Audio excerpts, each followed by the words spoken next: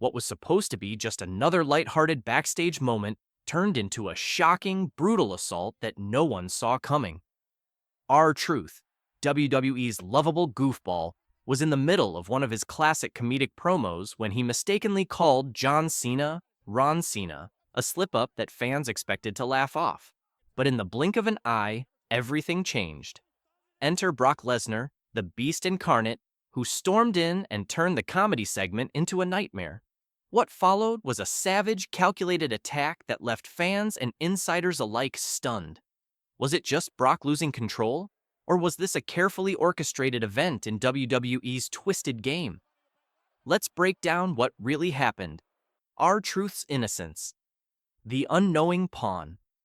To understand the gravity of what happened, it's crucial to first understand R-Truth's role in the situation. For those unfamiliar with the character, R-Truth, whose real name is Ron Killings, has long been a comedic figure in WWE. His character's trademark was never taking anything too seriously, often fumbling his words, creating hilarious misunderstandings, and keeping the audience entertained with his childlike naivety. This brand of comedy had endeared him to the WWE Universe, making him one of the company's most lovable underdogs. In the backstage promo where Truth mistakenly referred to Cena as Ron Cena, there was nothing particularly out of the ordinary. The crowd chuckled, the interviewer laughed, and most people thought it was just another classic R-Truth slip-up. What no one knew was that this seemingly innocent moment had been engineered. WWE's creative team, well aware of Truth's endearing comedic timing, had planted this verbal misstep for a much darker purpose. The unseen puppet master, WWE's calculated psychological manipulation. Behind the curtain of WWE's entertainment, a far more sinister plan was at work. The Ron Cena line wasn't a random error. It was a part of a series of psychological manipulations aimed at Brock Lesnar, WWE's Beast Incarnate. According to sources inside WWE, this moment was part of a larger system of behavioral conditioning, one that had been meticulously designed by WWE's top brass over the course of months. Brock Lesnar, a man who was once feared for his unmatched raw power and untamed aggression, had been turned into a weapon, one that could be activated on command. The phrase, Ron Cena, was chosen not for its comedic potential, but for its psychological significance. Experts and insiders later confirmed that WWE had spent months implanting verbal triggers into Lesnar's psyche, with the goal of conditioning him to react with overwhelming violence to certain cues. Ron Cena was one of those cues. Lesnar was not acting out of anger, frustration, or even personal vendettas. He was a man programmed to respond with destructive force when certain triggers were set off. The line, Ron Cena, was carefully placed in the dialogue, knowing exactly how Lesnar would react to it. The triggering moment, from comedy to chaos. The moment Truth uttered Ron Cena, everything changed. To the untrained eye, it appeared as though Lesnar was simply reacting to a slip-up in the promo, the result of Truth's usual quirky humor. But as soon as the words left Truth's mouth, Lesnar's demeanor shifted. According to eyewitnesses who were backstage, the transformation was almost immediate. Lesnar's body language changed from casual to cold, focused, and deadly. His eyes hardened, his stance tightened, and he moved with the precision of a predator locking onto its prey. It wasn't just a man getting angry, it was a switch being flipped. Lesnar, who had once been a loose cannon known for his unpredictability, was now operating like a programmed machine. He moved swiftly, methodically, with one singular purpose: to destroy. And his target was none other than R-Truth, who had no idea what was happening or why. The brutality of Brock Lesnar, a cold, calculated assault. What followed was a beating unlike anything seen in recent WWE history.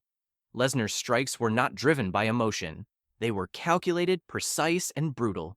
Each blow was designed to send a clear message, not just to R-Truth, but to the entire WWE locker room. Every slam, every punch, every bone-crushing move seemed to be executed with the coldness of a machine. It was as though Lesnar's body was on autopilot, with the violent choreography of his assault pre-programmed into him. Witnesses later recalled the way Lesnar lifted Truth with ease, slamming him down onto the concrete floor with a power that left the audience breathless. Lesnar's signature moves, suplexes, F5s, were executed with a terrifying efficiency that seemed less about raw aggression and more about fulfilling a dark, predetermined purpose.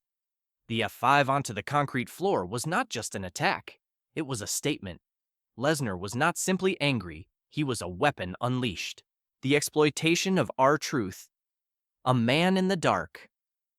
The most unsettling part of this entire scenario was the exploitation of R-Truth himself. While Lesnar was a puppet under WWE's control, Truth was a victim who had no idea what was going on. He genuinely believed that his role in the company was to bring levity and humor, to provide lighthearted moments in a business that could sometimes feel too serious.